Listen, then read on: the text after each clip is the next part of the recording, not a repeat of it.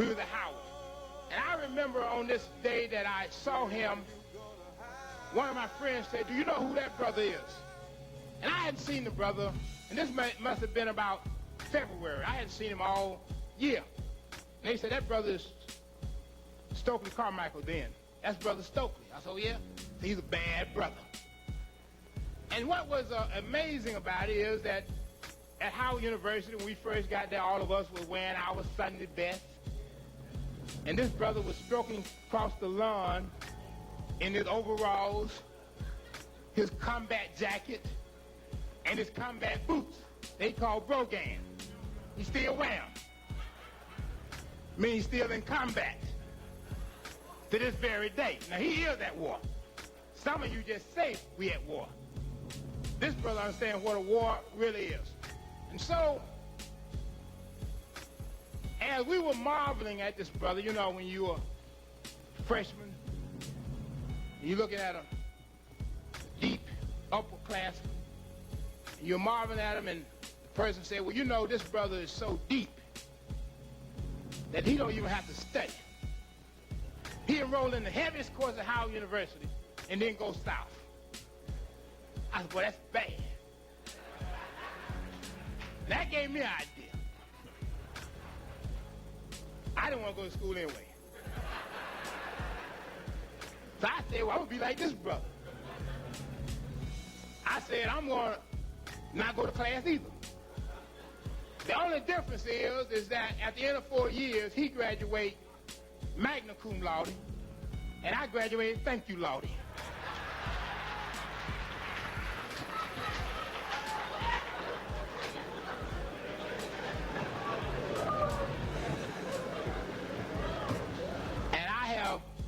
Marveled at his works.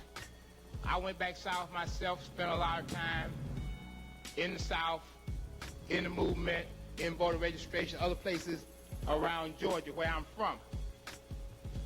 Because the movement has somewhat went away from Georgia, and I figured that I have a responsibility to deal with my own state first.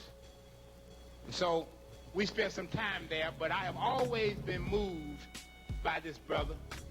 And last year, he and I had a long conversation, and at that particular time, he stressed one thing, and that's the unity of African people. The unity of African people. He asked, would I, in some way, try to assist in that endeavor? Well, it really took a long time for me to figure out how we would be able to start moving toward unity. And I think last Wednesday was at least one step forward. But I realized that in order for us to be united, some of us got to put our egos in our pocket in order for us to be united. Some of us got to put our egos in our pockets, and we got to follow some directions if we're going to succeed. And so I have submitted myself. And what I like about Kwame Ture more than anything else, and it's something that the Honorable Elijah Muhammad said many years ago. He said that the true African is an humble person. Humility is the key. This is a humble brother here. I don't care how fiery you may have heard him. One-on-one, this brother is humble. And that's the sign. No arrogance, humility. I don't care who he meets, who he comes across, whether they're educated or uneducated, rich or poor. He has the same stride. And that's the greatest testament to Kwame Ture, is that he is a servant of black people. And I give to you at this time our brother, our warrior, our teacher, Kwame Ture.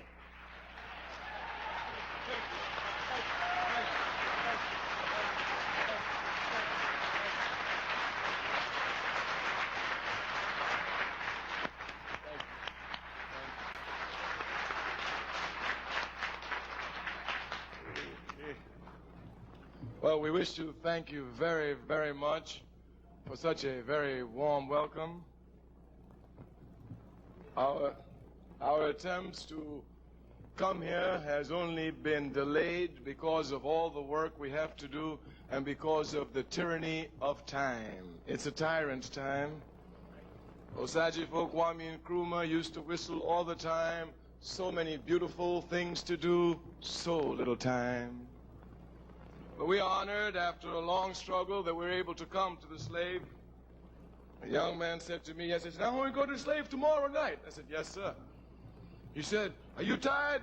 I said, "Even if I'm sleeping, I just got to go there, open my mouth, because the slave has a base of conscious people who come there." So going to the slave is not a task for me. It's very easy. This task, which we're involved in, the task of conscious raising of the masses of the people, must be properly understood. Each audience which you come before is not the same audience. But our task is raising consciousness. And in some audiences, the level of consciousness is much higher than it is in others. This is a fact. At the slave, you have many activists. You have people who I have known over 3 decades. One of the good things about life would be a quote that I would steal from Martin Luther King. He used to say, "Longevity has its rewards." And I used to think, I'll never live to get any of them. But as life would have it, he went before me. You never can know, he's a lucky one. He goes at 39, becomes a hero. You stay around at 52, make errors, and even have your mother scream at you. We're at the slave and extremely happy to be here before the United African Movement and its leader, Alton Maddox.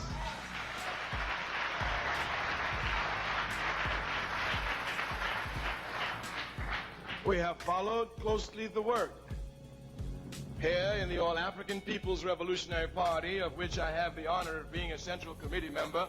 We have Central Committee members here in New York who follow closely the work of the United African Movement. As a matter of fact, we have present in the audience 2 members of our Central Committee whom I have a great pleasure of introducing to you. One is Sister Mawina Kuyate, and the other one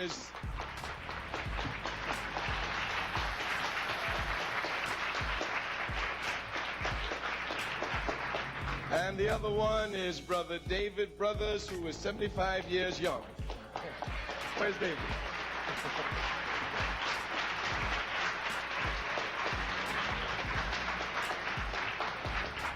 So in New York, they follow very closely your work. We're in constant contact with them. We speak with them. Even though most of our work is public, do not think for 1 minute that we are not working. Matter of fact, the press just ties you up. Our work is done quietly and effectively. One of the rewards of longevity I happened to see tonight when Sister Rose Sanders took the stage. I said, "Well, I remember that little young girl in Selma when she just got her tooth on struggle." I remember when she just got it, full of fire. I said, "Well, some keep the fire, others it goes out." She's kept hers, it's getting brighter, and she represents the real true history of struggles in this country. The press would have you believe that most people who struggle, after they get tired, they sit down. But the slave is a testimony to the lie of this statement. Most of the people here have decades of constant struggle behind them as a history. Thus, we are never confused by the press. Never. The press represents the capitalist system. And the capitalist system does not lie some of the time. It lies all of the time. All of the time. When it tells the truth, it's a result of a double lie. It's a fact. It's a fact. It's a fact. We are very proud to be at the slave. Thus tonight, unlike our discussion in other areas, we would like to give you an update of what we've been doing.